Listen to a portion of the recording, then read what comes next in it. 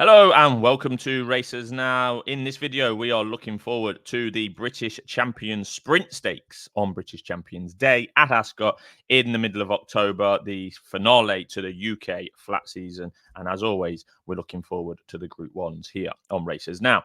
Now, this is the first of 4 Group 1s on British Champions Day. It's not been a Group 1 for all that long, I think 7 or 8 years, obviously over 6 furlongs. And as we've said all year, here on the channel and across the industry really, is that there is no superstar in the 6 furlong division, basically in Europe, definitely in the UK and definitely in Ireland. They've been taking it in turns to win all year. And it's a bit of a confusing picture, really. I mean, who is the best 6 furlong horse in the country? Usually we know a definitive answer to that at this time of the year, given that we've already had 3 Group 1s in the summer over 6 furlongs. But it's a very confusing picture. For example, the Jubilee Stakes at Royal Ascot, won by Cardem at 14-1 on the day, didn't run in the Sprint Cup, and he's 66-1 to win this. It wouldn't be often a Jubilee winner is that price to win over course and distance on Champions Day. The July Cup in July at Newmarket, won by Millstream at 11-1, third behind Cardem at Ascot. Didn't run in the Sprint Cup. I don't know why. I don't know what he's up to. And he's 10-1 to win this. Then onto the Sprint Cup at Haydock in September, won by Montasib at 25-1 on the day. Didn't run in the Jubilee or the July Cup, 6-1 to win this. So what we're saying is each of the each of the 3 Group 1s has been won by not necessarily a massive outsider, but 14, 11, and 25-1. It tells you all you need to know, really, about this division. And the best 3-year-old, or what we thought was the best 3-year-old, Inisherin, who won the Commonwealth Cup against 3-year-olds at Royal Ascot, just hasn't shown much since. Has gone off favourite for the July Cup, didn't win, has gone off favourite for the Sprint Cup, and was even worse in that one. And he's 16-1 to win this and might not run. So it's safe to say there is no superstar. But as always, with anti-post betting, the first port of call is to try and identify those who may or may not actually run. And I've got no idea what's going on with Millstream, who missed the Sprint Cup. I don't know why. It was an obvious race. He ran in the Sprint Cup last year. I've looked for comments. Is he being given a rest? Is he injured? I really don't know. He is a 4-year-old, so might well be back next year as a 5-year-old. He was 8th in this race last year on soft ground. I see no reason why he shouldn't be running in the Champion Sprint at Ascot, but I could have made similar comments about the Haydock race. He did run at Deauville. So after he won the July Cup, he ran in the Maurice de Guiche at Deauville, finished about 5th or 6th there. Maybe they're giving him a break. I don't know.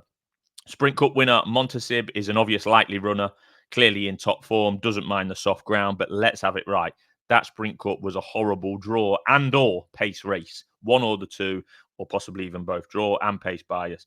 16 runners in the Sprint Cup, which is more than usual, 16 runners, and the first 6 were drawn 2, 5, 6, 4, 8, and 3.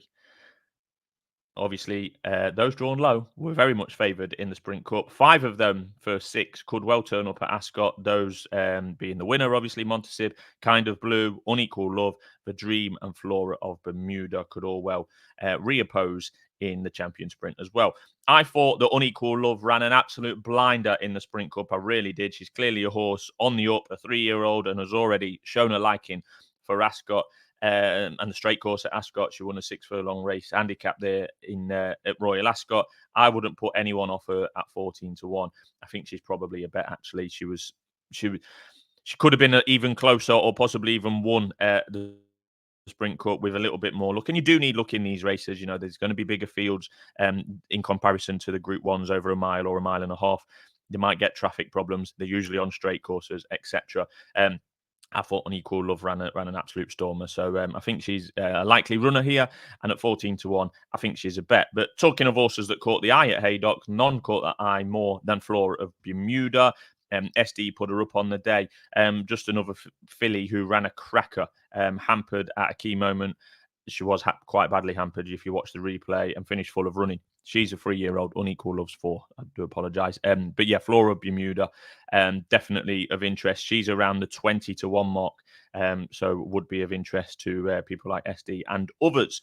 Swing Along fared best of those drawn low at Haydock in the Sprint Cup, and is a very consistent lady, but I do feel she'll be about the same price as she is now on the day. Anyway, to be fair, that's what I think about Swing Along, consistent, dances every dance if you like. She was fourth in this last year at 25 to 1. I think she might well be a similar price this year, maybe 14, 16, something like that on the day. Swing Along, very likeable. Kim Ross won this in 2022 and did everything but win it in 2023. If you remember, 5 to 4, I think he went 102 in running last year. Art Power got up by a neck on the line. Kim Ross runs at Doncaster on Saturday over 7 furlongs. He prefers 7 furlongs, but does often take in this race at Ascot with that stiff 6. But he's got a couple of races penciled in before then. The Park Stakes at Doncaster on the 14th of September. Then he'll probably go to the Foray on Arc Day, first weekend in October. So there is a bit of water to pass under Kim Ross's bridge between now and October the 19th. But he's in there with as good a chance as any at 10 to 1 if he turns up. And I think you have to caveat it with that if. But soft ground, fine. Ascot straight course, fine, as is proven before, a definite contender. So we'll end really where we begun. From those mentioned, the quality in the division, away from those mentioned, if you like, the quality in the division just isn't there. It's not a very deep division, and I think Unequal Love is the one for me at 14 to 1 at this stage for reasons given earlier, but also because Millstream, Inisherin, and Kim Ross might not run. They might well run. Don't get me wrong, but they might not. So she could be significantly shorter on the day than the 14 to 1 available. Now, as always, we'll be previewing all the top Group 1 races here on Races Now, particularly those at Ascot on British Champions Day. Thanks for watching.